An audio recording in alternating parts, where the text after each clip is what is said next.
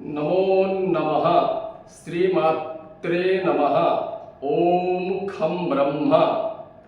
अद्य वयं लघुकथाकाव्यस्य एकविंशतिकथायाः विषये आलोचनां करिष्यामः। एतस्याः लघुकथायाः शीर्षकस्य नाम भवति तिरस्कारापेक्षया परिष्कारः एव वरम्। तर्हि इदानीं विषयारम्भं कुर्मः। एकदा एकः महात्मा नौकायां यात्रामकरोत्। तस्यां नौकायाम् इतोपि 10 युवकाः उपविष्टाः आसन्। तद्दिने महात्मा मुण्डितः आसीत्। सूर्यालोके तस्य मस्तकः प्रकाशमानः अभूत्। महात्मनः शिरः स्पष्टरूपेण दृश्यते स्म।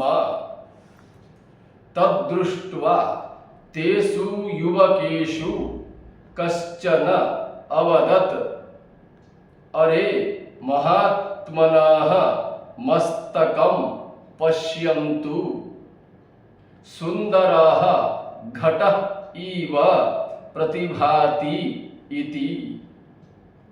अन्ये सर्वे तस्य वचनं श्रुत्वा अहसन्। तेषु अपरः कोऽपि अवोचत्, घटोऽयमतीव सुन्दरः तथा प्रकाशमानोऽपि विद्यते, किन्तु ज्ञातुं न शक्यते यत् घटोऽयं शुष्कः अथवा अशुष्कः इति। पुनः सर्वे उच्चैः अहसन्। महात्मा एतत् सर्वं गम्भीररूपेण अशृणोत्। तत्रान्तरे अपरः कोऽपि हसन्नुवाच, आयान्तु परीक्षां कृत्वा पश्यामः, शुष्क उत अशुष्कः इति। महात्मा मौनेन आसीत्। तस्य महात्मनः मौनं वीक्ष्य केषांचन युवकानां मनसि कोपः आयातः। अन्ते तेषु कोऽपि महात्मनः शिरः हस्तेन अताडयत्।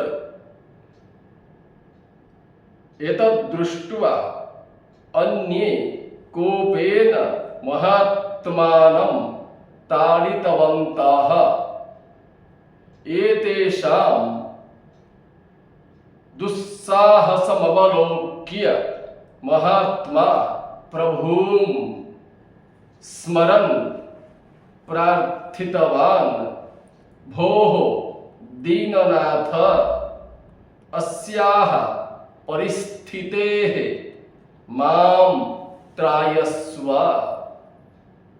अद्य मम परीक्षासमय इति।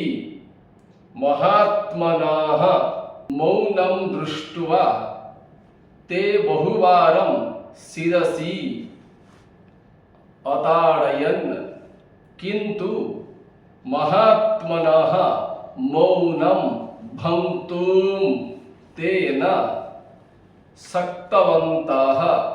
महात्मा सहनशीलः आसीत् इति कारणात् प्रभवे धन्यवादम् अददात्। एतस्मिन् समये आकाशवाणीं श्रुतवान् भोः महात्मन् यदि त्वमिच्छसि चेत् तर्हि त्वां जीवयित्वा अन्यान् नौकया साकं जले निमज्जयिष्यामि इति। एतन्निशम्य महात्मा अवदत् भवत्यै अशेषं धन्यवादं प्रददामि। भवती परीक्षाकाले मह्यं सहायताम् अकरोत्। भोः वाणी अहमेतादृशमनर्थं नेच्छामि। भवती निमज्जयितुमिच्छति चेत् तर्हि एतेषाम् अज्ञानं जले निमज्जयतु इति शिक्षा। अतः कदापि कस्यापि परिहासः नैव कर्तव्यः। अद्य एतावत् पर्यन्तम् 21 कथायाः विषये वयं श्रुतवन्तः। श्वः 22 कथायाः विषये वयं ज्ञास्यामः। अस्मात् सर्वेभ्यः धन्यवादाः। नमो नमः।